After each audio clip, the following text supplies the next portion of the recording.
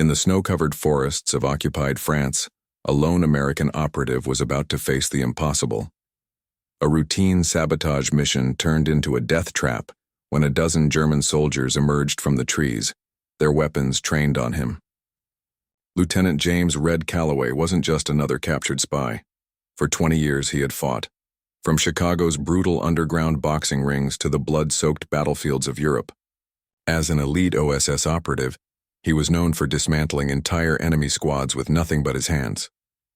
When the Germans closed in, confident in their numbers, they had no idea they were walking into the deadliest mistake of their lives. Red didn't surrender, he calculated, measured distances, found weaknesses, and then he struck with a fury they never saw coming. What began as a simple ambush would become a relentless hunt. The frozen woods would soon be painted in blood, and the German forces would learn one brutal truth: the man they surrounded wasn't prey. He was the predator. Before we jump back in, tell us where you're tuning in from and if this story touches. You make sure you're subscribed, because tomorrow I've saved something extra special for you. The snow whispered beneath Lieutenant James "Red" Calloway's boots as he led his OSS unit through the pre-dawn darkness of occupied France. His breath formed ghosts in the winter air, each exhale measured and controlled, just like everything else about him.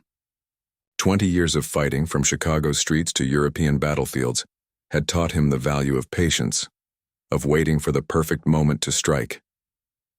"Convoy ahead, Lieutenant," whispered Private Martinez, his voice barely carrying over the gentle rustle of pine needles.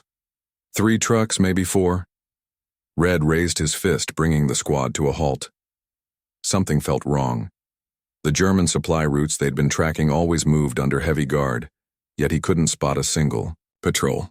His instincts, honed in countless street fights and refined by OSS training, screamed danger. "Spread out," he ordered, voice low. "Thompson, take left. Martinez, right flank. Johns, watch our..." The first burst of gunfire cut Johns in half, mid-sentence. "Ambush!" Red roared, diving behind a fallen tree as bullets shredded the pre-dawn stillness. German soldiers materialized from hidden positions, their Feldgrau uniforms blending with the morning mist. Thompson went down next, crimson blooming across his chest like spilled wine. Red's Thompson submachine gun barked in response, the familiar kick against his shoulder as natural as breathing. 2 Germans fell, their bodies crumpling into the snow. Martinez provided covering fire, but a sniper's round found him moments later. The young radio operator's death cry would haunt Red's dreams, if he lived long enough to dream again. "Captain." "Monroe," Red shouted into the radio, rolling to avoid another burst of fire. "Compromised position, need immediate..." Static answered him. They were being jammed. More Germans emerged from the tree line. Red counted at least a dozen, their movements displaying practiced efficiency. This was no random patrol. They'd walked right into a carefully planned trap. His men were dying because he'd missed the signs, because he'd grown overconfident. Red's training took over. In close combat, he'd always been lethal. The Germans learned this quickly as he abandoned his Thompson and closed distance. The first soldier died to Red's combat knife, a precise strike to the throat. The second fell to a devastating combination of strikes that would have made Red's old boxing manager proud. But numbers told. A rifle butt caught him in the back, driving him to his knees. Another blow sent his knife spinning away into the blood-stained snow. Strong hands seized his arms as a cold voice cut through the chaos in accented English. "Enough, hold him." Sergeant Kurt Weiss emerged from the shadows, his weathered face betraying neither triumph nor anger, just cold professionalism. He studied, Red with the detached interest of a man examining an interesting but ultimately expendable specimen. "Search him," Weiss ordered, "thoroughly." Rough hands stripped Red of his weapons. A burly German, Private Fisher by his insignia, seemed to take particular pleasure in the task, his fingers digging cruelly into Red's wounds. Behind Fisher stood a younger soldier, barely more than a boy. Dieter Hahn, his trembling hands, still gripping his rifle, watched the scene with undisguised unease. "An American commando deep in our territory," Weiss mused, crouching to meet Red's eyes. "Carrying OSS equipment, You're a long way from home, Lieutenant. Calloway. Red spat blood into the snow. James, Lieutenant. Serial number. Fisher's rifle butt cut off the rest, sending fresh pain exploding through Red's skull. The big German grinned, clearly hoping for an excuse to strike again. The outpost is 4 hours' march, Weiss stated flatly. You will walk. You will not attempt escape. My men have orders to shoot you if you try. Understood? Red said nothing, but his mind was already racing. 4 hours, 12 men. He cataloged their weapons, their positions, their patterns of movement. Most importantly, he noted their assumptions. They saw him as just another captured soldier. They didn't know about his years fighting in Chicago's underground matches, about the close combat techniques the OSS had refined into a lethal art. They didn't know that capture was just the beginning. As they marched him into the deepening woods, Red felt the weight of his fallen men's dog tags in his breast pocket. Martinez, Thompson, Johns. Their deaths demanded more than escape. They demanded vengeance. And these Germans, for all their efficiency, had made one crucial mistake. They'd left him alive. The moon cast knife-edge shadows through the trees as Red stumbled, his boots catching on exposed roots. It wasn't entirely an act. The beating had left him with at least one cracked rib. But each faltering step served a purpose.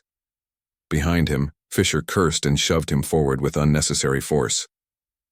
Keep moving, American dog. Red's stumble had confirmed what he'd suspected. Fisher was the weak link. The big German's eagerness to inflict pain made him predictable. Dangerous, yes, but manageable. More concerning was Sergeant Weiss, who maintained precise distance and positioning throughout their march. A veteran's instincts, honed on battlefields Red could only guess at. Hold, Weiss commanded as they reached a small clearing. Check the prisoner's bindings. A younger soldier, not Han but similar in build, approached with a ring of keys jangling at his belt. Red filed that detail away, along with the soldier's tendency to favor his left leg, possibly an old wound, definitely exploitable. 3 hours into their march, Red had mapped the entire German squad in his mind. Weiss kept 2 men on point, 3 in rear guard. The remaining soldiers maintained a loose circle around Red, their weapons trained outward more than inward. They expected rescue, not escape. Young Han caught Red studying him and quickly looked away. The boy's hands hadn't stopped trembling since the ambush. Red recognized that look. He'd seen it in plenty of fresh fighters back in Chicago, the ones who stepped into the ring not because they wanted to fight, but because circumstances had forced them there. A distant rumble interrupted his thoughts. Artillery fire, far to the east. The Germans tensed, fingers tightening on triggers. Another explosion followed, closer this time. Allied bombing raid moving their way. Red's muscles coiled. He'd been waiting for a distraction. The next explosion hit close enough to shake snow from the trees. In that moment of collective flinch, Red moved. His elbow shot backward, catching Fisher square in the throat. As the big German staggered, Red spun, using the man's bulk as a shield against the inevitable gunfire. Training took over. Red's hands, though bound, found Fisher's combat knife. A quick slash freed his restraints. Another opened Fisher's carotid artery. The big German didn't even have time to scream. Shoot him! Weiss roared, but Red was already moving. The soldier with the keys never saw the knife coming. Red's throw caught him in the chest, the blade sinking deep between ribs. As the man fell, Red scooped up his dropped rifle and fired 2 precise bursts. 2 more Germans fell, their blood steaming in the snow. Han stood frozen, his rifle half raised, terror evident in his young face. Red could have killed him easily. Instead, he used the boy's hesitation, diving past him as bullets chewed through the space he'd occupied seconds before. The forest swallowed him into darkness. Behind him, Weiss's voice cut through the chaos with surgical precision. Spread out, 2-man teams. Do not let him reach the outpost. Red moved like a ghost through the trees, each step placed with deliberate care. The snow worked both for and against him now. His tracks were visible, but so were theirs, and while they hunted a fleeing prisoner, he stalked practiced killers. 20 yards into the forest, Red paused to assess. 4 Germans dead. 8 remaining, including Weiss and Hahn. The odds were improving, but time worked against him. The outpost was still their destination, and if they raised the alarm, a branch snapped somewhere to his left. Red pressed himself against a tree, controlling his breathing despite the fire in his ribs. Weiss's voice carried through the darkness. "He's OSS trained, don't underestimate him again." Red allowed himself a grim smile. Finally, they understood what they were dealing with. But understanding wouldn't save them. The night was his ally now, and he had a score to settle. Martinez, Thompson, and Johns deserved nothing less. The hunt was on, and this time, Red wasn't the prey. Red's boots crunched softly in the fresh snow as he circled back toward his pursuers. Every step sent daggers of pain through his ribs, but pain was an old friend. Back in Chicago, he'd once finished a 3-round bout with a broken hand. Tonight's stakes were considerably higher. He paused behind a thick pine, listening. Weiss had split his remaining men into pairs, standard doctrine for manhunts. But doctrine assumed the target was running away. Red smiled grimly as he pulled Fisher's bloodied dog tags from his pocket, letting them clink softly together. 15 yards ahead, 2 Germans moved cautiously through the darkness. Red recognized the shorter one by his distinctive limp. Werner, he'd heard someone call him.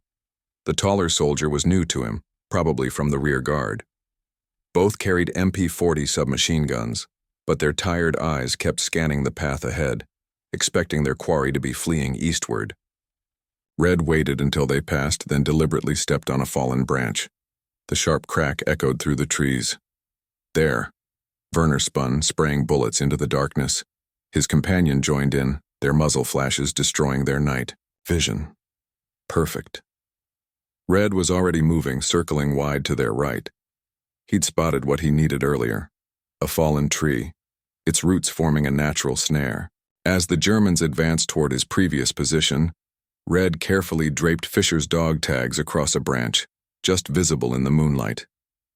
Werner spotted them first. "Sergeant Weiss, we found—" The rest was lost as Red's thrown rock clattered through the branches to their left. Both soldiers turned, firing reflexively.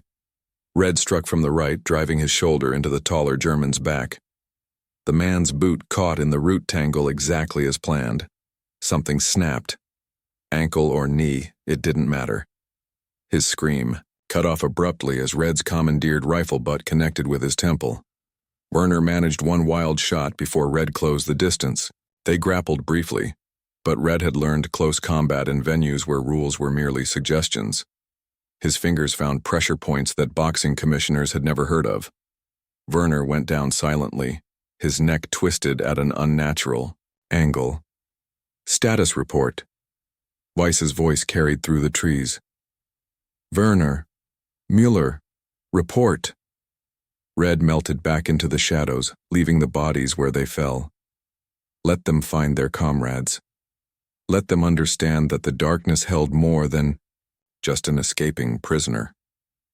200 yards away, Dieter Hahn knelt in the snow, his flashlight beam revealing smears of red against white. Blood drops led away into the darkness, but something about their pattern bothered him. They were too regular, too deliberate. "Sir," Hahn called out, his voice shakier than he'd like. "I found blood, but—" "Follow it," Weiss ordered, materializing from the shadows. The sergeant's face remained composed, but tension had crept into his voice. "Take Klein with you." Hahn swallowed hard. "Sir, I don't think he's really wounded. These drops, they're like breadcrumbs." Weiss studied the young soldier for a long moment. "Explain." "In training, they taught us that wounded men leave chaotic trails. This is different." Hahn's flashlight traced the blood's path. "He's leading us somewhere."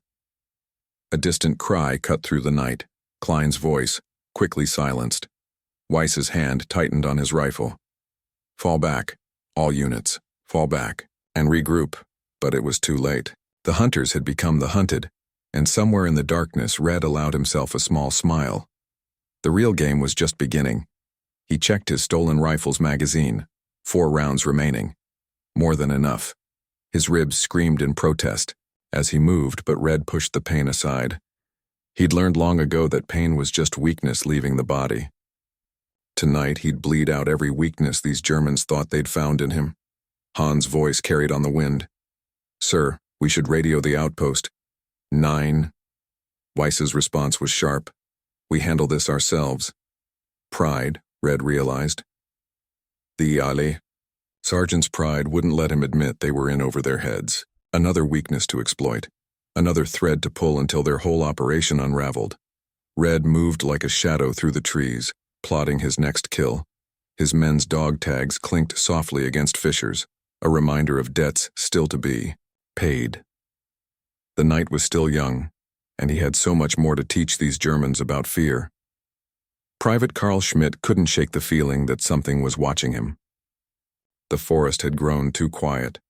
No birds, no small animals, just the wet sound of snow falling from branches. His flashlight beam cut through the darkness, catching crystalline patterns that seemed to dance at the edge of his vision. 20. Paces behind him, Klein swept his own light in wide arcs, searching for signs of the American. They'd found Werner and Müller's bodies 10 minutes ago. Werner's neck had been snapped with surgical precision. Müller still breathed, but his shattered knee meant he wouldn't be walking again. "Movement," Klein whispered, his light catching something dark against the snow. "There." Schmidt raised, his MP40, finger tightening on the trigger. Nothing moved. The shadows between the trees seemed to pulse with malevolent potential. He took one step forward, then another. Red watched from above, balanced perfectly still on a thick branch. Chicago's underground fights had taught him that fear was a weapon sharper than any blade. Let them see shadows. Let them jump at every sound. The mind could devise tortures far worse than anything he could inflict. Schmidt's boots crunched in, the snow directly below. Red noted how the young German's hands trembled on his weapon, how his breathing had grown shallow and quick. Fear was already doing its work. The kill, when it came, was silent and precise. Red dropped from the branch like a liquidating angel, his borrowed combat knife finding the exact spot where Schmidt's helmet met his collar. The German never made a sound. Klein spun at the soft thump of a body hitting snow, but Red was already gone. "Schmidt?" Klein's voice cracked. "Carl?" Red circled through the darkness as Klein approached his fallen comrade. The German's flashlight beam revealed Schmidt's body, arranged with deliberate care, hands crossed over his chest, eyes closed as if in peace. Only the thin red line across his throat betrayed the violence of his passing. Klein's scream echoed through the forest. Red was already moving, but he heard the heavy boots of approaching Germans responding to the sound. He smiled grimly. Fear was spreading. "Shut up." Weiss's voice cut through Klein's hysteria. "Everyone, form up, back to back." Red settled into a new position, watching as the remaining Germans clustered together. 5 left now, counting Weiss, and Hahn. The sergeant's face remained composed, but Red could read the tension in his shoulders, the way his eyes never stopped moving. "He's playing with us," Hahn whispered, his young face pale in the moonlight. "Like a cat with mice." "He's one man," Klein shot back, but his voice trembled. "One wounded man against 5 of us." "He's OSS," Weiss stated flatly. "Special operations. Trained for exactly this kind of warfare." The sergeant's eyes scanned the darkness. "Everything we've seen, the careful kills, the psychological tactics, this is what they do." "Then burn it," Fisher snarled, his face twisted with rage. "Burn the whole forest. Flush him out. And announce our position to every Allied patrol in the area?" Weiss's voice carried deadly calm. "Think, Fisher. Use your head before you lose it." Red allowed himself a small nod of respect. Weiss was good, better than the others. He understood the game being played, but understanding wouldn't save him.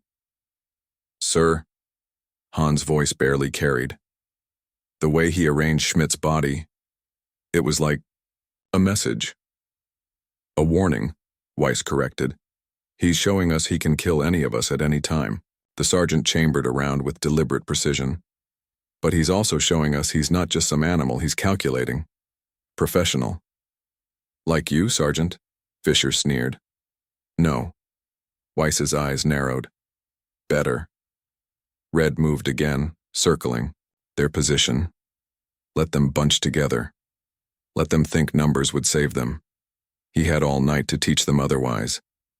In the distance, an owl called. Once, twice. Red froze. That was no owl. He recognized the pattern. Allied signals. The resistance was active tonight. The Germans were about to have bigger problems than one OSS operative. But Red wouldn't let anyone else finish this. These men were his. Every drop of blood he'd spilled had been a down payment on vengeance for his fallen team. And he intended to collect in full. Moving like smoke between the trees, Red plotted his next attack. The Germans huddled closer, backs pressed together, weapons pointed outward. But they were looking for a man, a physical threat they could shoot. They didn't understand that Red had become something else in these dark woods, something born in Chicago's underground rings, tempered by OSS training, and unleashed by the deaths of good men. He was no longer just a soldier. He was their reckoning. Red pressed his back against rough bark, counting heartbeats. 3 meters away, Klein's boots crunched in the snow following the false trail Red had left. The German soldier's breath came in quick, panicked bursts, visible in the cold air. He was already beaten. He just didn't know it yet. A twig snapped. To Klein's left, Red's first diversion. The German spun, his MP-40 spraying bullets into empty shadows. The sound of falling brass shells hadn't even faded when the second noise came from behind him. A deliberate rustle of branches. He's here! Klein screamed, spinning again. Fisher, Sergeant. He's... Red's garrote, fashioned from wire stripped from Werner's radio, caught Klein mid-turn. A precise application of pressure, just like his OSS instructor had taught him. 10 seconds later, Klein slumped to the ground, another message left for his companions to find. Klein. Fisher's voice boomed through the trees. Where are you, you coward? Red allowed himself a small smile. Fisher was playing right into his hands, letting rage override training. The big German crashed through the underbrush like a wounded bear, making enough noise to wake the dead. Sir, Hans' whisper carried on the wind. We need to fall back, regroup with the outpost forces, and tell them what? Weiss snapped. That we let one man make fools of us? That we lost 8 soldiers to a single prisoner? Better than losing all of us, Han pressed. He's not just picking us off. He's hunting us, like we're animals. Red moved silently through the trees, circling behind Fisher's position. The big German had stopped, breathing heavily, his head swiveling as he searched the darkness. 20 years ago, Red had learned an important lesson in Chicago's fighting pits. The most dangerous opponent wasn't the strongest, but the one who could make you beat yourself. The first rock clattered through the branches to Fisher's left. The German opened fire, emptying half his magazine. The second rock fell behind him. Fisher spun, cursing, trigger finger tightening. Hold your fire! Weiss's command came too late. Fisher's wild shots filled the air with lead, forcing his own companions to dive for cover. In the chaos, Red struck. His first blow shattered Fisher's right knee. The second crushed his windpipe. The big German went down thrashing, unable to scream, unable to warn the others that death had come for him. Red finished it quickly. Fisher had been brutal, but he wasn't the true enemy here. Fisher? Weiss called out. Report. Silence answered. Red used it like a weapon, letting the quiet build until he heard Hans' breathing quicken with fear. Sir? The young soldier pleaded. Please. We have to... Quiet. Weiss's voice carried an edge of desperation now. Everyone, tight formation, back to back. No one breaks ranks, understand? Red watched from the shadows as the 3 remaining Germans pressed together, their shoulders touching, weapons pointed outward. They looked like survivors of a shipwreck, huddling against the cold. But the true predator wasn't the darkness or the winter wind. It was him. The owl call came again, closer this time. Red checked his stolen watch, 3 hours until dawn. The resistance was moving into position, preparing for whatever operation they had planned. But they were a distraction. This was personal now. Red touched the dog tags in his pocket, feeling the names of his fallen men pressed into cold metal. Martinez, Thompson, Johns. Fisher had killed them, yes. But Weiss had given the order. Weiss had set the ambush. Weiss had to answer for that. Moving like a ghost, Red began setting his final trap. The Germans thought huddling together would save them, but they'd only made his job easier. Now he could destroy them all at once. Let them stand there, backs pressed together, watching the shadows. Let them think their numbers meant something. Red had spent his life fighting against odds, turning weakness into strength, defeat into victory. Tonight would be no different. He began his work, positioning branches and trips lines with surgical precision. Every shadow held death now. Every rustle of wind carried doom. The Germans couldn't see it yet, but their fate was already sealed. The hunt was ending. The slaughter was about to begin. The first rock clattered through the darkness like a gunshot, sending the Germans' tightly packed formation spinning right. The second rock fell behind them seconds later, forcing another rotation. Red watched from the shadows as their disciplined stance began to crack. "Hold position!" Weiss barked, but strain had crept into his voice. The sergeant's eyes darted between the trees, searching for a threat that seemed to come from everywhere and nowhere at once. "He's toying with us," Han whispered, his rifle trembling in white-knuckled hands. "Like a wolf with wounded prey."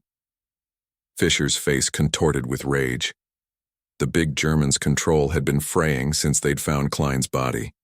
And now it finally snapped. "Enough. I won't die huddled here like a scared child." "Fisher!" Weiss's command came too late. The enforcer charged into the darkness, his boots crushing the pristine snow. "Get back in formation, Fisher." Red smiled grimly. Sometimes the best trap was simply waiting for your enemy to make a mistake. He tracked Fisher's movement, wild, uncontrolled, broadcasting every step like a beacon in the night. This wouldn't be a kill. This would be an execution. "Come out and fight, you American dog," Fisher's voice echoed through the trees. "Face me like a man." Red thought of Martinez, of the way Fisher had laughed while beating his friend to death. He thought of Thompson's last gurgling breath, of Johns's body riddled with bullets. This death needed to send a message. The wire trap caught Fisher's ankle, sending him sprawling face first into the snow. Before he could rise, Red was on him. 20 years of street fighting had taught him 100 ways to break the human body. The OSS had taught him 100 more. Fisher managed one strangled scream before Red's hands found his throat. Big German thrashed, his strength impressive but useless against Red's precise application of leverage and pain. Bones cracked, tendons tore. Red methodically dismantled the man who had killed his friends. "Fisher?" Weiss called out, his voice tight with tension. "Report." Red finished his work arranging Fisher's body with deliberate care. The German's neck was crushed, his rifle snapped in half and laid across his chest like a broken cross. Another message written in violence: "Your strength means nothing here." "Sir," Han's voice shook. "We have to go. Please. He's not human. He's something else. Something worse." "Silence." But Weiss's command lacked its earlier authority. The sergeant's eyes were wide, tracking shadows that seemed to move of their own accord. "We hold position. We wait for dawn." Red circled their diminished formation, letting his boots crunch softly in the snow. Let them hear him. Let them understand that the darkness belonged to him now. "There!" The third soldier, Weber, opened fire at a moving shadow. His muzzle flash destroyed his night vision, making him blind to Red's true position. Amateur's mistake. Fatal mistake. Red's knife found Weber's kidney with surgical precision. The German's scream died in his throat as Red dragged him backward into the darkness. It was over in seconds. "Weber?" Weiss spun, his weapon tracking. Empty air. Weber. Only silence answered. Red left Weber's body where it fell, hidden in the shadows. Let them wonder what had happened to him. Fear worked better when the mind was left to fill in the blanks. "Sir." Han's whisper was barely audible. Please. We're all that's left. We have to. Have to what?" Weiss snarled, but his voice cracked. "Run? Hide? He'll hunt us down one by one." The sergeant's laugh held no humor. "No, we make our stand here. Together." Red watched as the two remaining Germans pressed their backs together, turning slowly, in place. Their breathing came in ragged gasps visible in the cold air. Every shadow held death now. Every sound carried doom. Han's eyes were wide with terror, darting between the trees. The young soldier had finally realized the truth. His real enemy wasn't the American in the darkness. It was the pride that kept Weiss from admitting defeat. Red touched his fallen comrade's dog tags, letting the cold metal focus his mind. 2 left. Dawn was still hours away. Plenty of time to finish this properly. He began his final approach, moving like a ghost through the winter night. Weiss and Han stood alone now, the last survivors of a squad that had started the night thinking they were the hunters. They were about to learn just how wrong they'd been. The small fire cast wavering shadows against the trees, turning the forest into a dance of light and darkness. Red watched from his hidden position as Weiss arranged the remaining 4 soldiers around the flames. The sergeant's decision to make camp was tactically sound, in theory. In practice, he'd just made his men perfect targets. 2-hour shifts, Weiss ordered, his voice carrying the artificial steadiness of a man holding himself together through willpower alone. "No one sleeps alone. Wagner, Han, you take first watch. Brenner and I will relieve you." Red settled in, to wait, letting his mind drift back to his OSS training. "Sleep," his instructor had said, "is a weapon. Deny it to your enemy, and their own minds become your greatest ally." The first hour passed in tense silence. Wagner's eyes never stopped moving, scanning the darkness beyond the fire's light. Han had stopped trembling, but his face held the vacant stare of a man approaching his breaking point. Neither soldier saw Red carefully positioning branches and debris around their perimeter, noisemakers that would ensure no one truly rested tonight.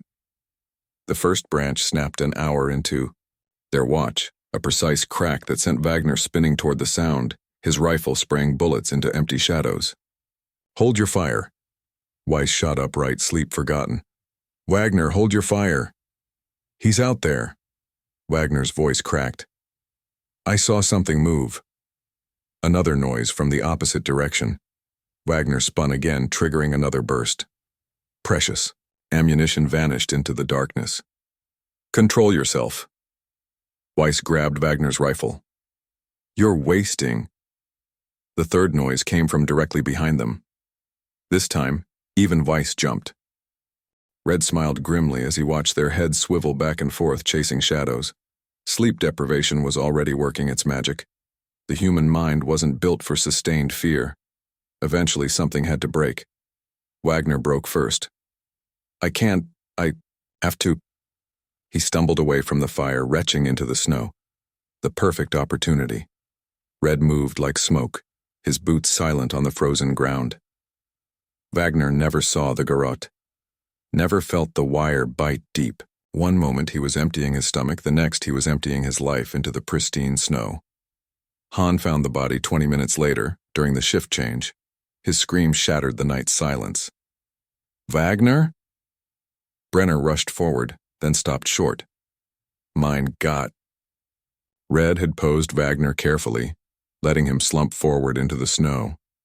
The blood pool had frozen into a dark halo around his head, like some grotesque painting. Another message. Sleep brings only death here. "Form up." Weiss's voice carried an edge of hysteria now. "Back to back, he's still here." "He's always here," Han whispered, his eyes wide and unfocused. "Always watching, always waiting." Red circled their position, deliberately letting his boots crunch in the snow. The sound sent Brenner spinning, firing blind. Click, click, empty magazine. "Conserve ammunition," Weiss screamed, but discipline was crumbling. Fear had done its work, turning soldiers into frightened boys. "We have to move," Brenner pleaded. "The outpost, we can make it if we run." "Shut up!" Weiss's hand shook as he reloaded his weapon. "No one runs. No one breaks formation. We hold position until dawn." Red checked his stolen watch. 3 hours until sunrise. An eternity when every shadow might hide death. He touched his dead comrades' dog tags, letting their cold metal focus his thoughts. 3 Germans remained, 3 more debts to pay. He began preparing his next kill. Let them huddle around their fire, jumping at every sound. Let them waste ammunition shooting at shadows. The night was his ally, and he had so much more to teach them about fear. Han's voice drifted on the wind. "Sir, what if he's not just a man? What if he's something else? Something worse?" Red allowed himself a small smile. Sometimes the most effective weapon wasn't the knife in your hand, but the terror in your enemy's mind. These Germans had started the night hunting a prisoner. Now they hunted shadows while death walked among them, patient and merciless. The fire crackled, sending sparks into the dark sky. Red moved closer, watching Brenner's eyes drift closed, despite his terror. Sleep was coming for them all, but death would come first. Brenner stumbled first, his boot catching on an exposed root. Exhaustion had turned his legs to lead, his mind to fog. Behind him, Weiss barked another order to keep moving, but the words seemed to come from far away. Red tracked their desperate march from the shadows, ignoring the fire in his ribs, the trembling in his overtaxed muscles. 20 years of fighting had taught him that exhaustion was just another opponent to defeat. In Chicago's underground matches, he'd once fought 3 rounds with a concussion, his vision swimming but his fists still finding their mark. Tonight was no different. "Keep moving," Weiss commanded, shoving Brenner forward. "The outpost can't be more than 2 kilometers ahead." "Sir," Han's voice cracked with fatigue, "and we need to rest just for a moment." "Rest means death." Weiss spun on the young soldier, his face twisted with desperate fury. "You've seen what happens when we stop. We keep moving. That's an order." Red smiled grimly as he worked. The Germans' exhaustion made them blind to his preparations. A simple tripwire fashioned from communication wire stretched between 2 trees at ankle height. Sometimes the oldest tricks worked best. Brenner hit the wire at full stride. The crack of his leg breaking echoed through the forest like a gunshot. His scream came a second later, high and thin with pain and terror. "Help me!" Brenner thrashed in the snow, clutching his shattered leg. "Please, don't leave me!"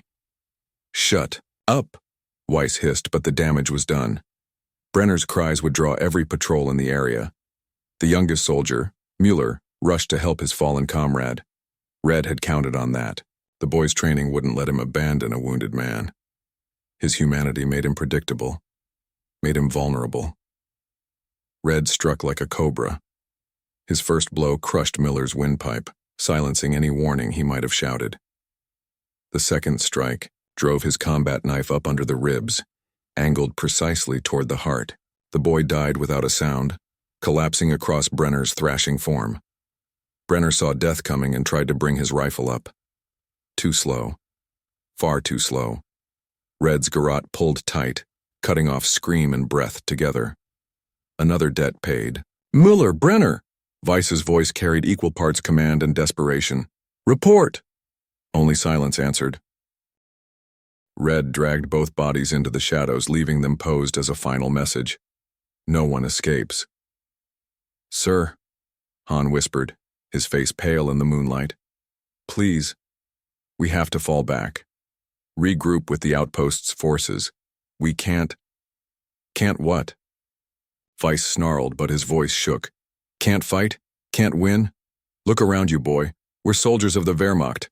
We don't retreat from one man." Red circled their position, letting his boots crunch softly in the snow. Weiss spun toward the sound, spraying bullets into empty darkness. The sergeant's control was slipping, pride warring with survival instinct. One man. Hans' laugh held an edge of hysteria. Look what one man has done to us. 12 soldiers. 12. And now there are 3. Red called out, pitching, his voice to seem like it came from everywhere and nowhere. The first time he'd spoken all night. 3 little soldiers. Lost in the dark. Weiss opened fire again, but his hands were shaking too badly to aim. The sergeant's face showed something Red hadn't seen there before. Fear.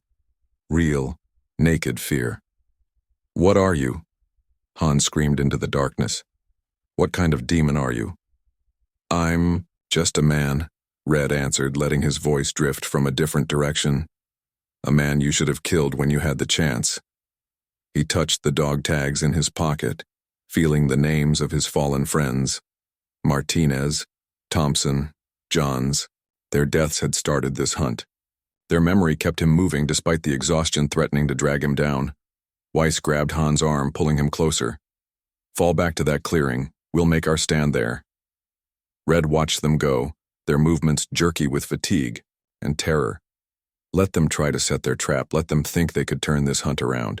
He'd shown them what one man could do to 12. Now he would show them what vengeance could do to 3. The abandoned farmhouse loomed against the star-filled sky, its broken windows gaping like empty eye sockets. Red studied the structure from the tree line, noting the fresh boot prints in the snow, the too-perfect positioning of debris. Even exhausted, Weiss was thinking like a soldier. He'll come, Weiss's voice carried from inside, pitched deliberately, loud. He's wounded, tired. He'll make a mistake. Red smiled grimly. The sergeant was setting a trap, using himself as bait.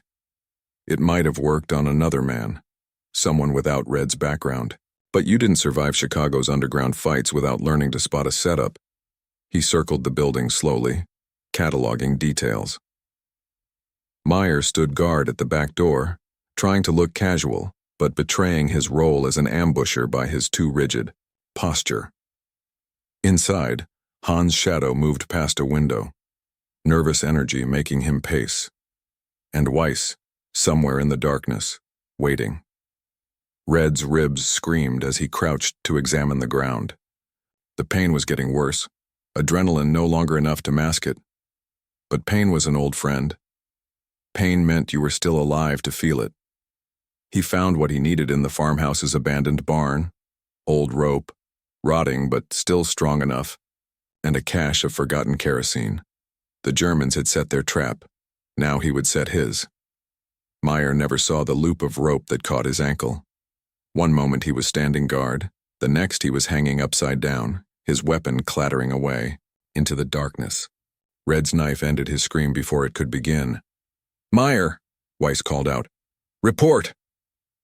The kerosene trail Red had laid caught quickly, flames racing along the farmhouse's weather-worn walls. Smoke filled the air, thick and disorienting. Inside, he heard Weiss cursing, Hahn coughing. Out, get out! Weiss's command was punctuated by gunfire as he shot blindly through the windows. Red waited in the shadows as the Germans stumbled into the open. Hahn emerged first, eyes watering, rifle swinging wildly. The boy's nerves had finally shattered. He was as likely to shoot his own sergeant as the enemy. Hold your position. Weiss appeared in the doorway, silhouetted by flames. Form up, he'll be... Red struck. His first blow sent Hahn's rifle spinning away. The second should have ended the fight, but exhaustion slowed him just enough.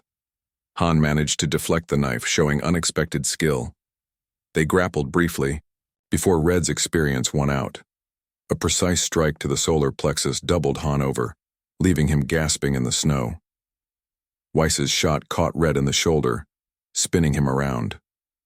Pure instinct saved him, carrying him behind a stone wall, as more bullets chewed the air where he'd stood.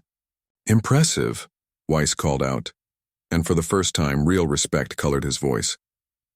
Very impressive. You've killed 9 of my men, made us look like amateurs. 10, Red answered, pressing against his bleeding shoulder. Meyer won't be. Reporting for duty. A harsh laugh answered him. Of course. 10 then. A pause. You're OSS, but you're something else too. Something they didn't teach you in training. Red thought of Chicago's underground fights, of learning to survive when survival seemed impossible. You could say that. Sir. Han's panicked voice cut through the night. Movement in the trees. The young soldier's rifle came up, tracking shadows. His finger tightened on the trigger. Han, no. Weiss tried to dive clear, but Han's shot went wide, nearly catching his commander in the head. Red seized the moment, launching himself forward.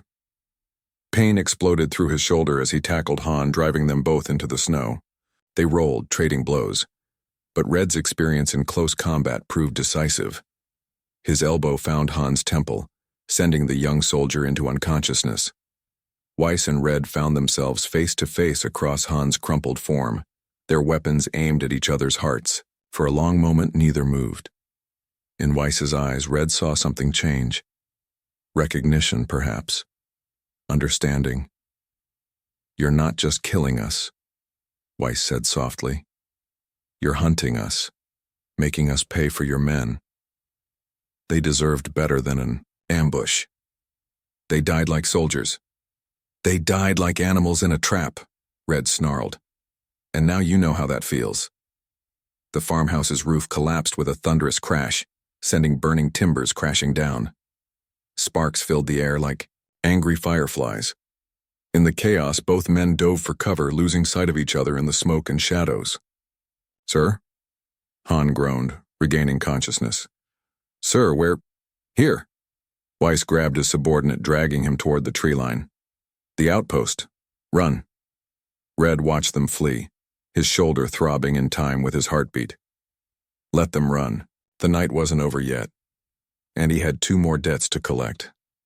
The outpost's lights burned through the pre-dawn darkness like distant stars, promising safety, promising survival. Weiss drove his remaining men forward, knowing they only had to cover another few hundred meters, just a little further, and they could turn this nightmare around. Red watched them stumble through the snow, his body screaming for rest. Blood from his shoulder wound had frozen into his uniform, cracking with each movement. But Pain was just another opponent, and he'd never lost a fight to Pain before. The last soldier, Kraus, brought up the rear, his boots dragging with exhaustion. Red noted how the man's rifle dipped, how his head bobbed with micro-sleeps. Another weakness to exploit. The last weakness he'd need tonight. Red moved like a shadow, years of practice making his steps silent despite his injuries. Kraus never heard him approach, never felt the blade slip between his ribs, angled up to pierce his heart. The soldier went down without a sound, dead before he hit the snow. Kraus? Weiss spun at the soft thump of a body falling. Kraus, report!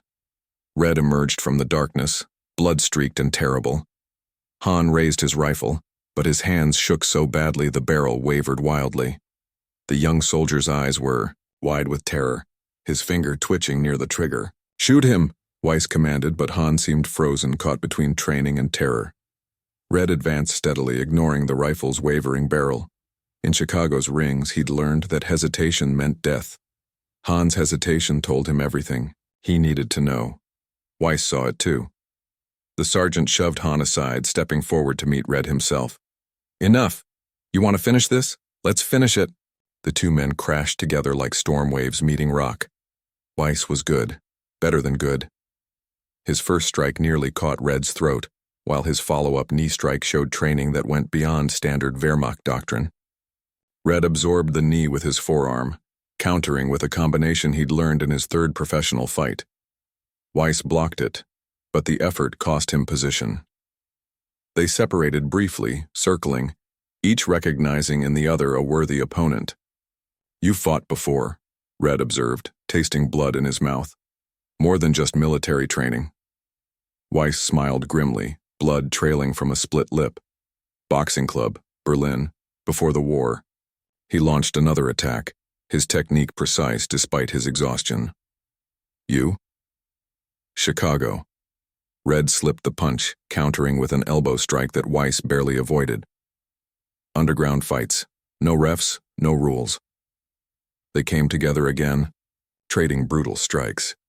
Red's experience in dirty fighting gave him an edge, but Weiss's formal training made him dangerous. Blood spattered the snow as they grappled, neither willing to give ground. Han watched the fight, his rifle forgotten. At his side, the young soldier's face showed confusion, doubt, fear, everything he'd been taught about good and evil, about duty and honor, crumbling in the face of this primitive struggle between two warriors. Red finally saw his opening. Weiss threw a perfect right cross, but exhaustion made him drop his guard slightly. Red slipped inside, his fingers finding pressure points that boxing commissioners had banned decades ago. Weiss grunted in pain as his knee gave out. "Finish it," the sergeant growled, defiant even on his knees. "You've earned that much." Red's hands settled into position for the killing strike. One quick twist and the last real threat would be eliminated. But something made him hesitate. Respect, perhaps. Recognition of a fellow warrior. The hesitation nearly killed him. Movement caught his eye, Han finally raising his rifle. The young soldier's hands had steadied, his eyes clear for the first time all night. The barrel swung between Red and Weiss as Han's finger tightened on the trigger. Time seemed to slow. Red saw the decision in Han's eyes, saw the moment the young soldier's beliefs collided with the night's brutal reality. The rifle's barrel settled on its target. The gunshot shattered the pre-dawn silence like breaking glass. Blood bloomed across white snow, spreading like spilled wine. And in that moment, everything changed. The gunshot's echo faded into the pre-dawn silence as Weiss staggered, crimson spreading across his uniform, where Han's bullet had struck him in the side. The sergeant's face showed no pain, only disbelief as he looked at his young subordinate. "Why?" Weiss's voice carried more confusion than anger. "You were a good soldier." Han's rifle remained raised, but his hands had started shaking again. "A good soldier?" His laugh held an edge of hysteria. "Look what being a good soldier has brought us. Fisher, Werner, all of them, dead because you wouldn't admit we were beaten." Red watched the exchange carefully, his combat-trained mind noting details even as exhaustion clouded his thoughts. Weiss's wound was serious, but not immediately fatal.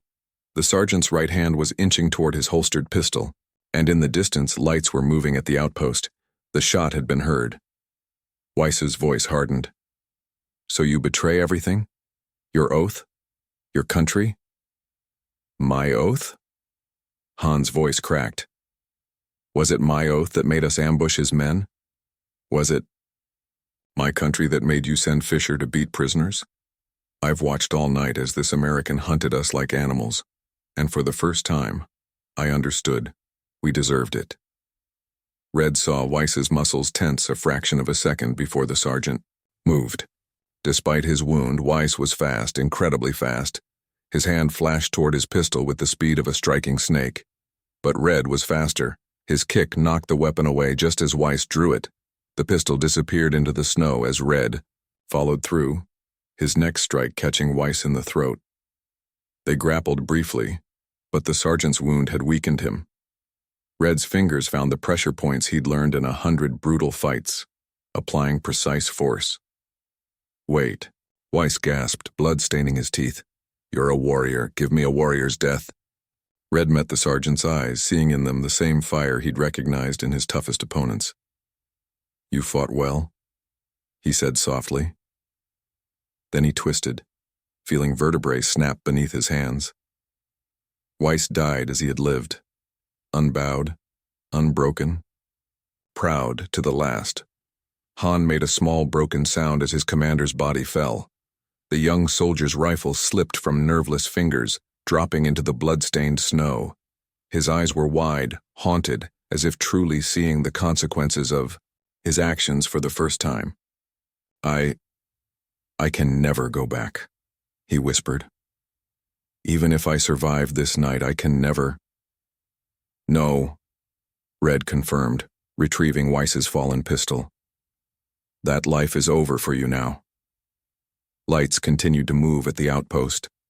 Red could make out shadows of soldiers responding to the gunshot, preparing for trouble. His mission wasn't over. The fuel depot still had to be destroyed before the Allied assault at dawn. But his wounds and exhaustion made a solo infiltration nearly impossible. He studied Han carefully. The young soldier had shown courage in making his choice, even if that choice had been born of desperation and moral crisis. More importantly, he could walk into the outpost without raising immediate alarm. "You have a decision to make," Red said, checking the pistol's ammunition. "The real one, not like shooting Weiss. That was just accepting what you already knew." He met Han's eyes. "Help me finish this or walk away now. But understand, if you walk away, you're not just leaving me. You're leaving behind any chance of redemption." Han looked at Weiss's body, then toward the outpost's lights. When he spoke, his voice was barely a whisper. "What makes you think I deserve redemption?" "Because you saw the truth," Red answered, thinking of his own path from street fighter to soldier. "And once you see it, you have to choose. Keep following orders that lead to darkness, or start making choices that might lead back to light." In the distance, a flare lit up the night sky. The outpost was on full alert now. Whatever Han decided, they were running out of time. The young soldier took a deep breath, then straightened his uniform with trembling hands. "What do you need me to do?"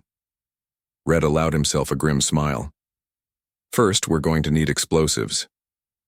Red pressed his back against the frozen earth of the drainage ditch, trying to ignore how his shoulder wound pulsed with each heartbeat.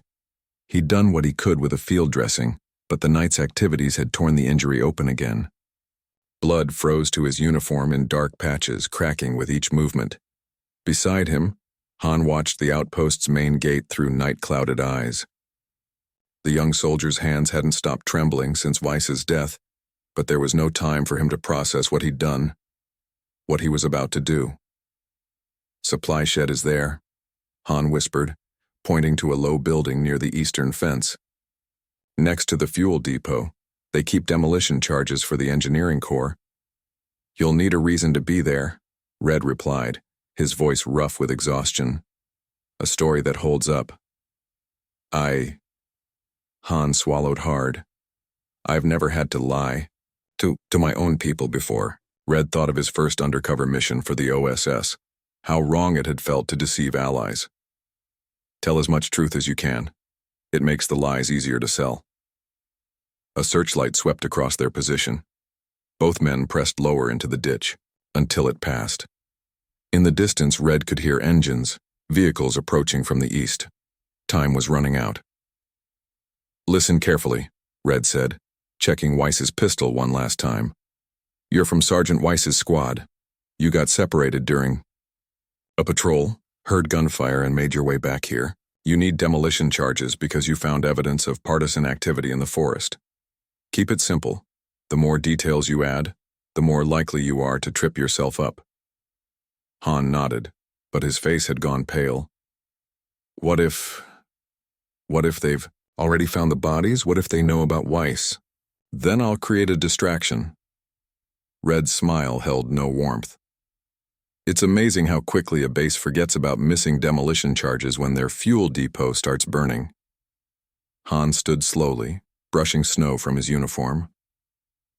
In the pre-dawn light, the bloodstains didn't show.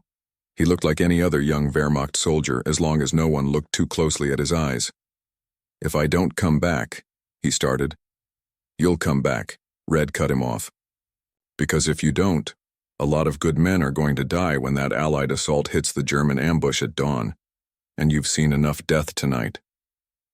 Han straightened his collar, took a deep breath, and started walking toward the gate. Red watched him go, wondering if he'd just sent the young soldier to his death. But there was no choice. Red's wounds made him too conspicuous for infiltration, and they needed those explosives.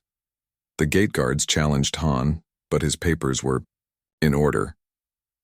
Red's fingers tightened on his pistol as the young soldier disappeared inside the outpost. Now came the hardest part. Waiting. Minutes crawled by like hours. Red counted Han's steps in his mind, imagining his progress. Through the gate, past the barracks, approaching the supply shed. Halt! A sharp voice cut through the night. An officer had stepped out of the command post, intercepting Han. Even from this distance, Red could see the young soldier's shoulders tense. "Sir." Han's salute was textbook perfect. "Private Han, reporting from Sergeant Weiss's patrol unit." "Weiss?" The officer frowned. "We lost radio contact with his squad hours ago. Where's the sergeant?"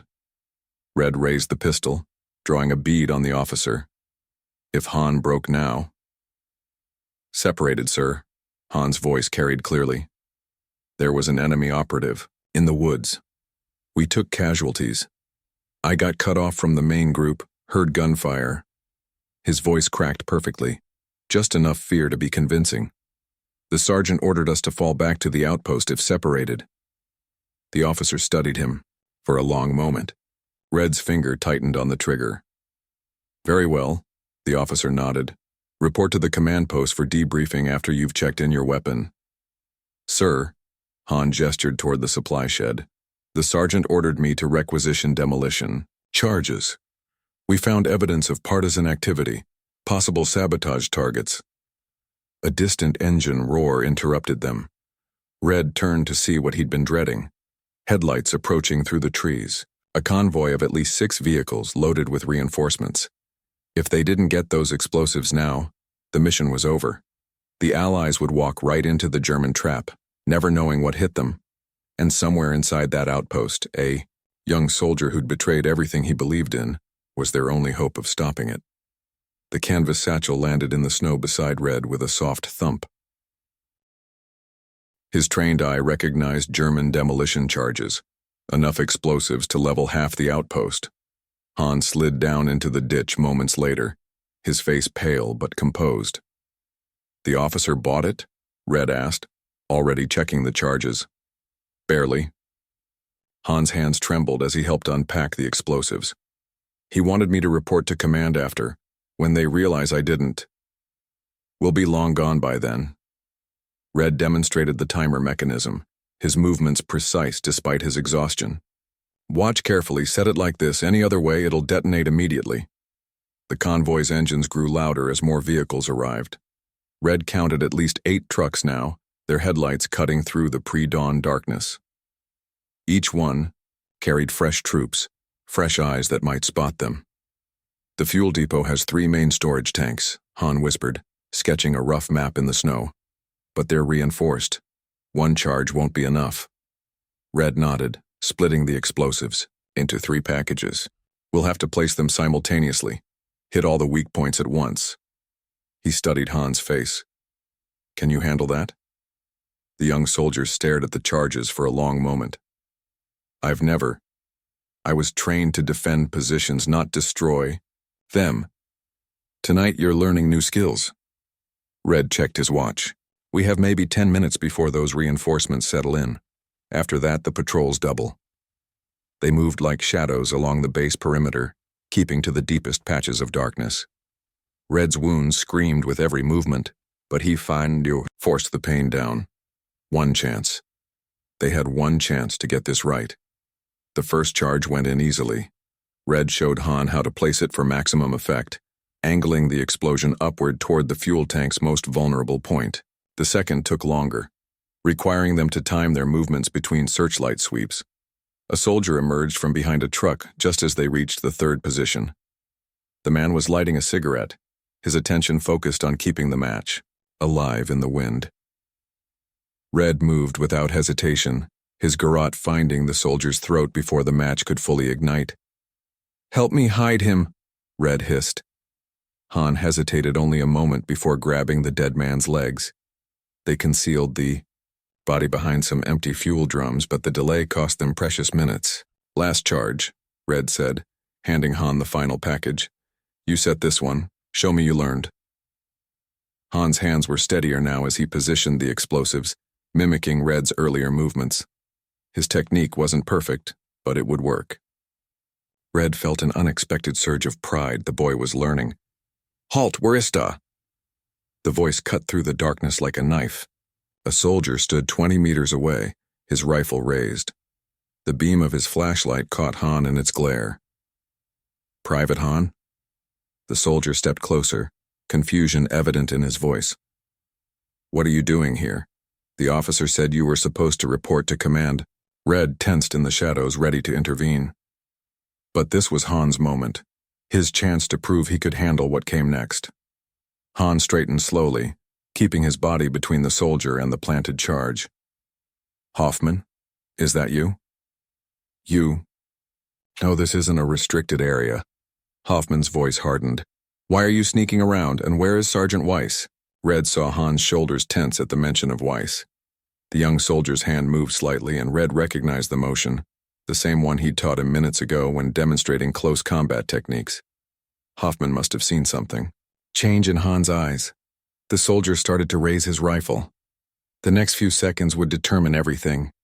Han's mouth opened to respond to Hoffman's question, but a scream cut through the night air before he could speak. "Body. There's a body by the fuel drums." Red didn't hesitate. He yanked the detonator from his pocket and triggered the first charge. The explosion rocked the outpost, sending a fireball into the pre-dawn sky. German soldiers scattered like leaves in a storm, their shouts of confusion turning to screams of panic. Hoffman's flashlight beam wavered for just a second, but a second was all Han needed. Red watched as the young soldier moved exactly as he'd shown him, stepping inside Hoffman's guard while knocking the rifle aside. But where Red would have used his garrote, Han drew his sidearm. The gunshot was lost in the chaos of the explosion. Hoffman fell, his eyes wide with disbelief as he stared up at his killer. Han stood frozen, the pistol shaking in his hands, as he watched his first true kill bleed out into the snow. "Move!" Red's command snapped Han back to reality. "Now!" They sprinted through the smoke and confusion, making for the final charge. Behind them, alarms began to blare. Searchlights swept wildly across the compound as soldiers poured from the barracks. The entire base was waking up, and they still had one more explosive to set. "There! By the tanks!" a voice called out in German. Machine gun fire ripped through the air, forcing them to dive behind a concrete barrier. Bullets chipped away at their cover as more soldiers joined the fight. "How long?" Han shouted over the gunfire. "How long until the other charges?" The second explosion answered his question, the blast wave washing over them like a physical force. Red had positioned that charge perfectly.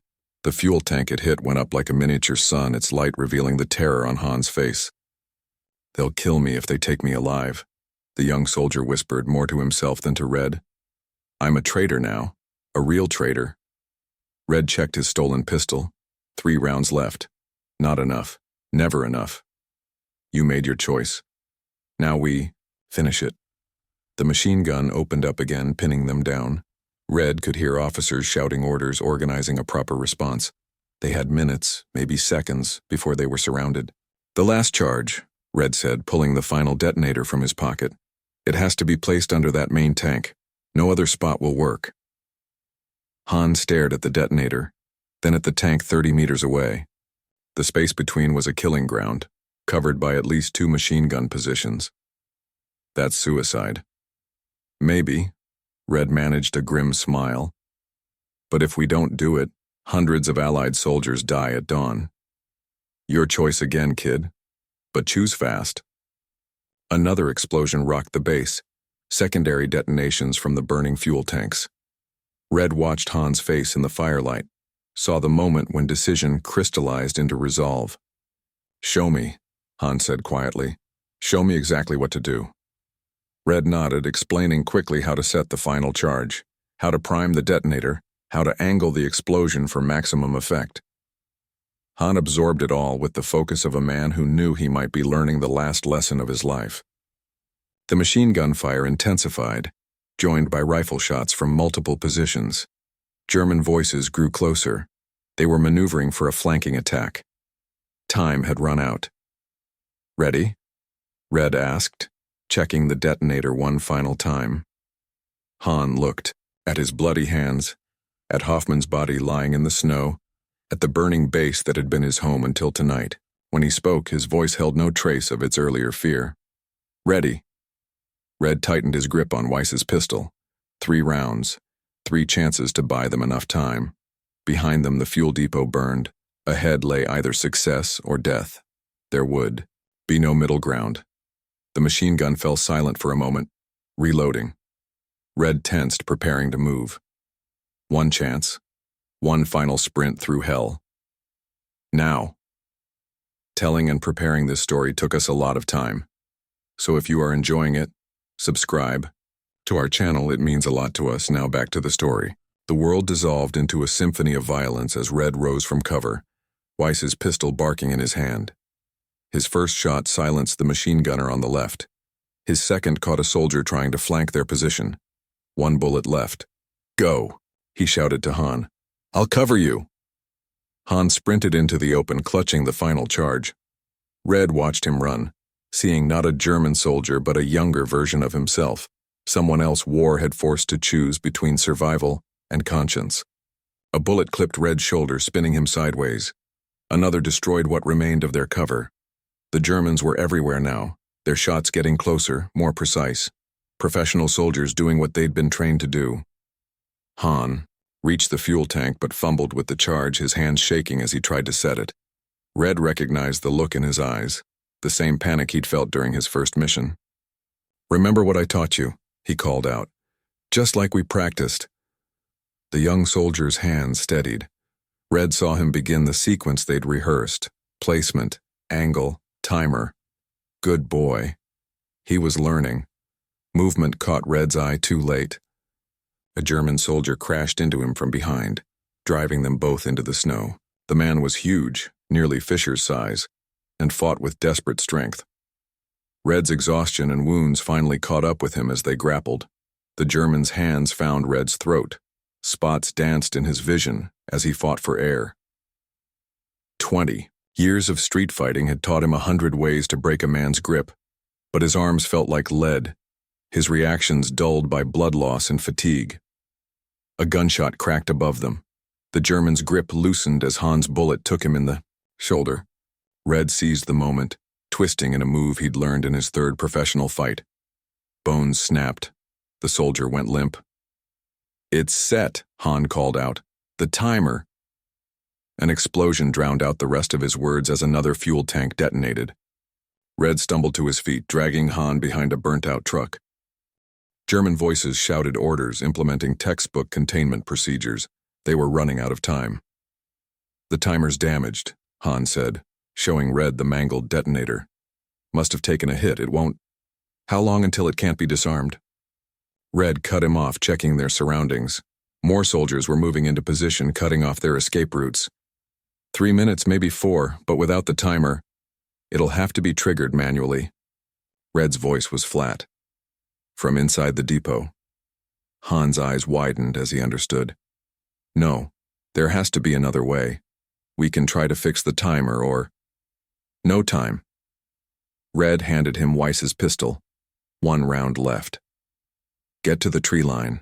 The Allied attack comes from the north at dawn. Tell them what we did here. I won't leave you. Han grabbed Red's arm. You taught me to fight, taught me to survive. I can't just... You can. You will. Red met the young soldier's eyes. Sometimes survival means watching other people die, for what matters. That's the hardest lesson war teaches us. Tears cut clean tracks through the soot on Han's face. There's so much more I need to learn. You learned enough. Red managed a grim smile. You learned to think for yourself, to question orders, to choose what's right over what's easy. He checked his watch. 2 minutes, go, now. Han opened his mouth to argue, but German voices cut him off. They were closing in. The young soldier gave Red one final look, part gratitude, part grief, then disappeared into the smoke. Red waited until he was gone before turning toward the depot. His body felt like it was made of broken glass, every movement sending shards of pain through his nervous system. But pain was an old friend. Pain meant you were still alive to feel it. He thought of Martinez, Thompson, and Johns as he began his final sprint. Their dog tags clinked softly in his pocket with each step. They died in an ambush, never knowing what hit them. At least he was choosing his end. Bullets cut the air around him as he ran. The Germans had spotted him, were tracking his movement. But he'd spent the whole night teaching them to fear the darkness. Now he would teach them to fear the light. The depot's entrance loomed ahead, promising either victory or death. Red smiled grimly as he crossed the threshold. Chicago's underground fights had taught him that every victory required sacrifice. The OSS had taught him that some missions were worth dying for. Tonight would prove both lessons true. The night exploded into deadly geometry, lines of tracer, fire converging on Red's position as he sprinted toward the depot. His body moved on pure instinct now, weaving between bullets like he'd once slipped between punches in Chicago's underground rings. Each impact in the snow around him felt like a missed roundhouse, each ricochet off metal like a dodged hook. German voices shouted in panic as they realized his intention: the fuel depot, the charges, the mission they thought they'd stopped. Red smiled grimly as he ran. They'd learn what his old boxing manager always said: it's not over until the last bell rings. A burst of covering fire cut down two soldiers trying to flank him. From somewhere in the smoke, Han was still fighting, still watching his back. The kid had learned well, maybe too well. Red had wanted to teach him survival, not sacrifice. "Stop him!" The command rang out in German. "Whatever it takes, stop him!" Red reached the depot's entrance as a machine gun opened up, bullets sparking off the metal door frame. Inside, the air was thick with fuel vapors. The charges waited ahead, their timer still dead. One way in, no way out. The attack came from his blind side. A German officer appearing from behind a storage rack, tackling him into a stack of fuel drums. They crashed to the ground together, rolling across the oil-stained concrete. The officer was good, his technique showing formal combat training. But Red hadn't learned his fighting in any academy. The German's first strike was textbook perfect, a knife-hand blow that should have collapsed Red's windpipe. But Red had once fought 3 rounds with a crushed larynx, spitting blood between rounds while the crowd roared. He caught the blow, on his forearm, countering with an elbow strike that would have been illegal in any sanctioned bout. They grappled in the confined space, each seeking advantage. The officer was fresh, strong, his uniform still pristine. Red was exhausted, wounded, running on nothing but willpower and the memory of dead friends. But sometimes that was enough. The German's knee found Red's cracked ribs, sending explosive pain through his nervous system. Stars danced in his vision as they crashed into another fuel drum, sending it clattering across the floor. The officer pressed his advantage, hands seeking Red's throat. Through the pain, through the exhaustion, Red remembered an old lesson from his 5th professional: fight. Sometimes you had to let your opponent think they were winning. Let them commit fully to the attack. Let them forget that every offensive created an opening. The German's grip tightened on Red's throat. Perfect. Red drove his fingers into pressure, points that boxing commissioners had banned decades ago, points that could turn victory into unconsciousness in seconds. The officer's eyes widened in shock as his body betrayed him. Red's final strike was almost gentle, a precise blow to the temple that ended the fight instantly. No glory, no pride, just the necessary violence of survival. Outside, bullets still filled the air. Red could hear Han's pistol answering the German fire, buying him precious seconds. The kid should have run, should have saved himself. But loyalty, once earned, was harder to shake than fear. The charges waited by the main fuel tank, their timer a useless tangle of wires and broken plastic. Red checked his pockets. 1 grenade left, taken from a dead soldier hours ago. It would have to do. German boots thundered on metal as soldiers reached the depot's upper catwalks. Red pulled the grenade's pin with his teeth, the taste of metal mixing with blood in his mouth. The hard part wasn't throwing it. The hard part was waiting just long enough to ensure the explosion couldn't be stopped. 3 seconds. 2. 1. Red turned to run as he released the grenade, but his battered body betrayed him. He stumbled, his leg buckling where the officer's kick had landed. Too slow, far too slow. The world turned white. Heat beyond imagination rolled through the depot as the grenade detonated, triggering the charges. Red felt himself lifted, thrown, like a discarded toy as the fuel tanks erupted. Fire filled his vision, his lungs, his mind. The last thing he heard was Hans screaming his name. Then darkness took him, and the night swallowed everything in flames. Dawn painted the burning depot, in shades of hell, oranges and reds reflecting off thick black smoke that turned the rising sun into a bloody smear. Han moved through the wreckage like a ghost, his boots crunching on ash-covered snow. The explosion had scattered the German defenders, sending them fleeing into the woods like startled deer. But Han couldn't leave, not without knowing. The heat was still intense near the depot's remains, forcing him to shield his face as he searched. Bodies lay everywhere, some whole, some in pieces. Each time he found one, his heart stopped until he confirmed it wasn't Red. The dog tags in his pocket, collected from Weiss's corpse, clinked softly with each step, a metallic reminder of everything that had changed tonight. Red? His voice was barely a whisper, raw from smoke and shouting. Lieutenant? Something shifted in the rubble ahead, a sheet of corrugated metal moving slightly. It could have been the wind, could have been settling debris. But Han had spent the night learning to trust instincts he didn't know he had. He approached carefully, remembering Red's lessons about tactical movement. The metal groaned as he lifted it, revealing a space beneath where the depot's wall had partially collapsed. A body lay there, still and dark, with blood and soot. Hans, breath caught. It was Red. The American lay crumpled like a broken doll, his uniform burned and shredded. Blood matted his hair, ran in rivulets down his face. But his chest rose and fell in shallow movements, alive, if barely. Lieutenant? Han touched Red's throat, feeling for a pulse. Can you hear me? Red's eyes flickered open, unfocused and glazed with pain. His lips moved, forming words too quiet to hear. Han leaned closer. Told you to run. Red's voice was a broken whisper. Yeah, you did. Han managed a weak smile. But you also taught me to think for myself, remember?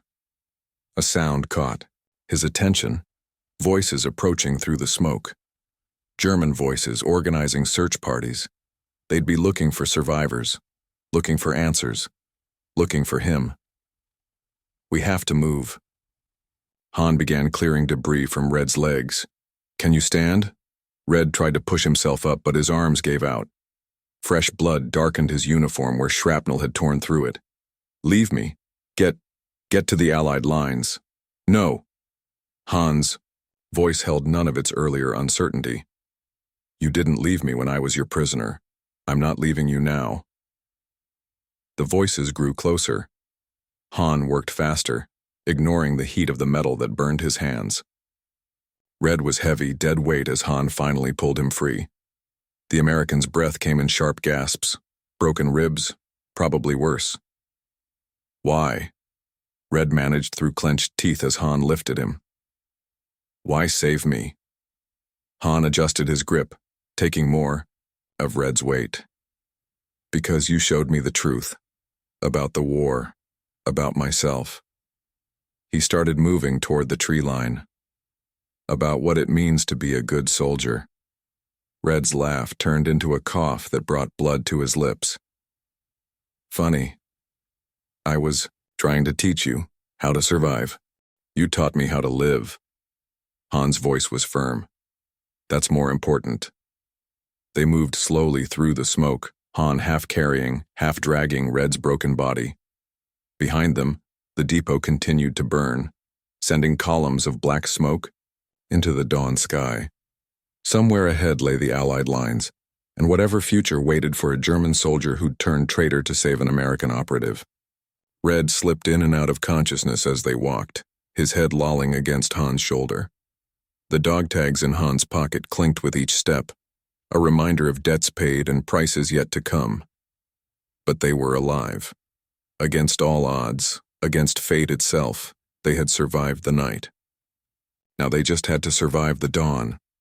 Gunfire erupted behind them, German soldiers shooting at shadows in the smoke. Han adjusted his course, angling deeper into the woods. The mission was over, but the war wasn't done with them yet. It never was. German voices echoed through the burning forest as Han half carried, half-dragged Red through the underbrush. The American's breathing had grown more labored, his skin hot with fever where infection was already setting into his wounds. They wouldn't make it far like this.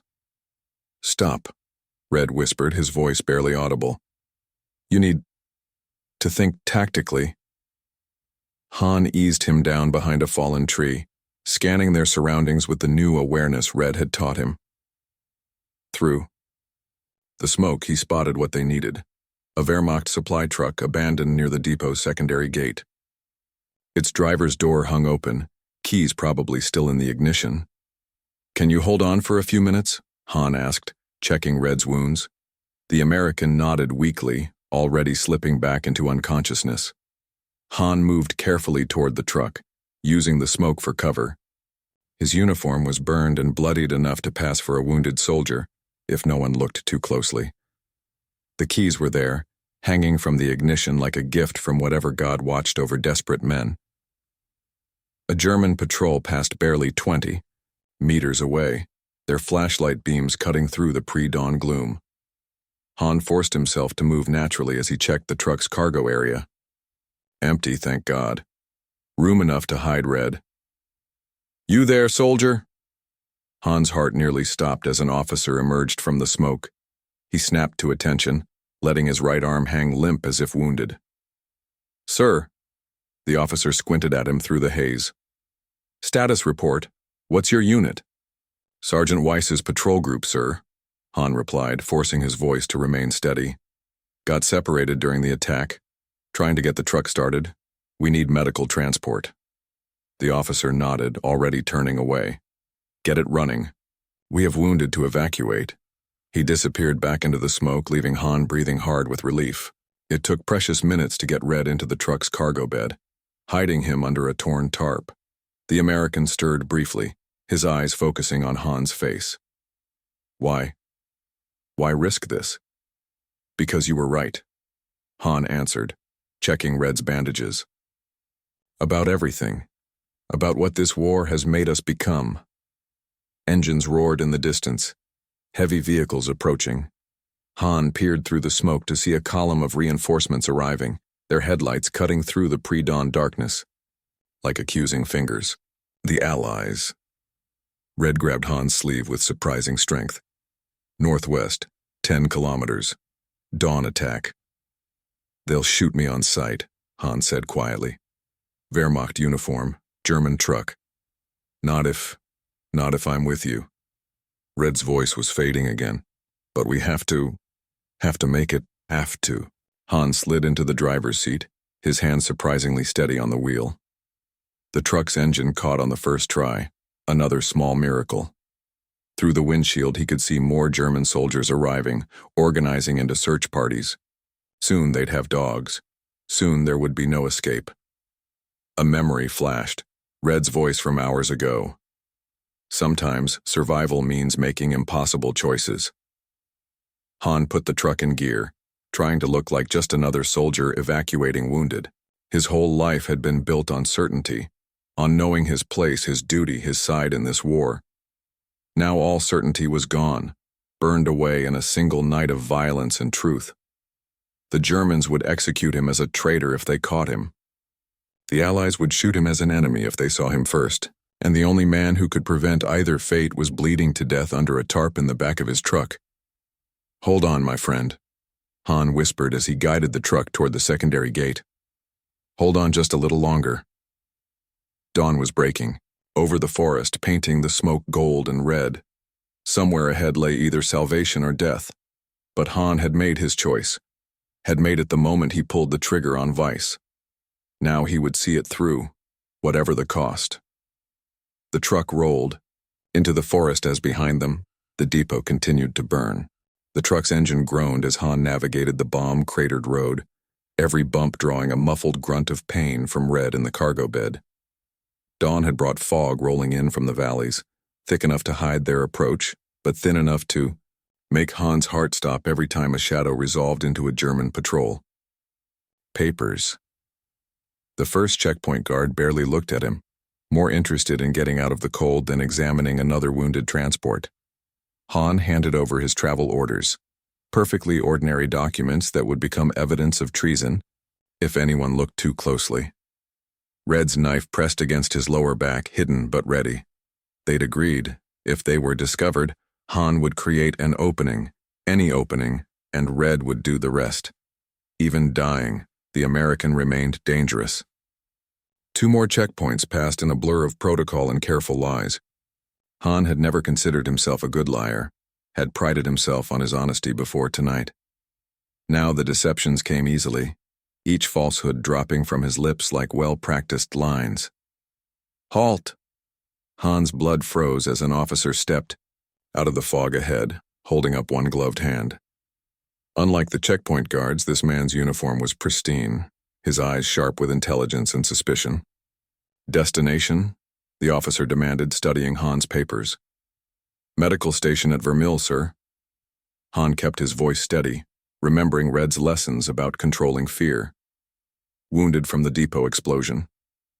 "The depot?" The officer's eyes narrowed. "Interesting. We lost radio contact with that position hours ago. What exactly happened there?" Han felt sweat trickle down his spine despite the cold. "Saboteurs, sir.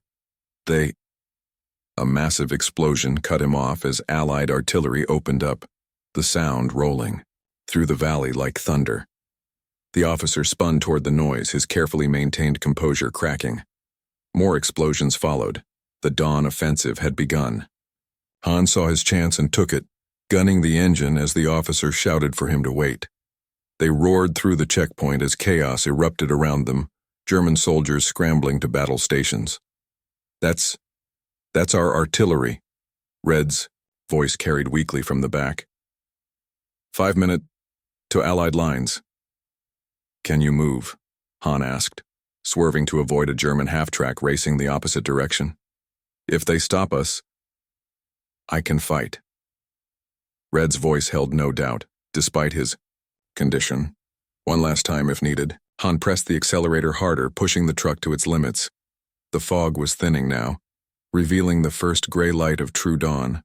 Somewhere ahead lay the Allied lines, and the moment of truth for a German soldier who'd chosen conscience over country.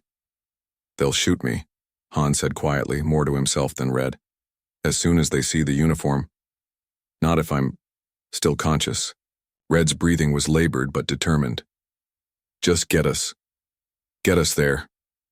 Another artillery barrage lit up the sky ahead, closer now. German units streamed past them, heading toward the sound of battle. No one paid attention to a single medical transport going the wrong direction, everyone too focused on their own survival to question others. "There," Red called out suddenly. "That ridge, Allied forward position." Han saw it too. Different uniforms, different vehicles. American. Soldiers manning defensive positions, their weapons ready to fire at anything wearing Feldgrau. "What now?" Han asked, slowing the truck. "How do we—" "Stop here," Red ordered, his voice stronger. Help me sit up. Let them see me first." Han brought the truck to a halt, his heart pounding as he moved to the cargo bed. Red looked terrible in the growing light, pale, bloody, but somehow still carrying that core of iron that had kept him fighting all night. "Remember," Red gripped Han's arm. "Whatever happens, you chose right. Chose to be human first, soldier second."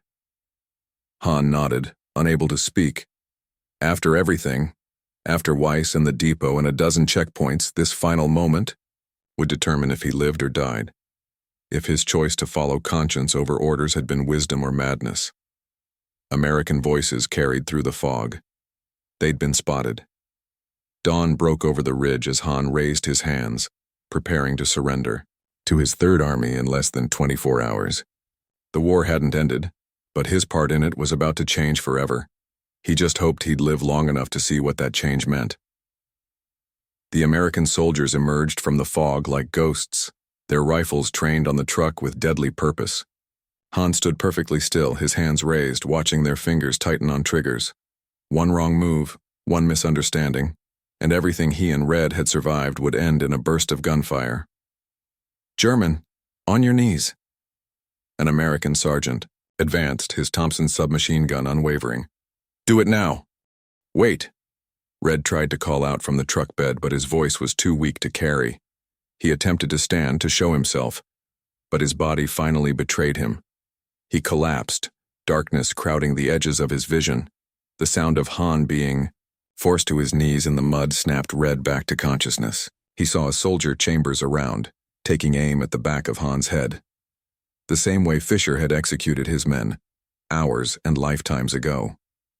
"Stop!" This time Red's voice carried, powered by desperate need. "He's with me.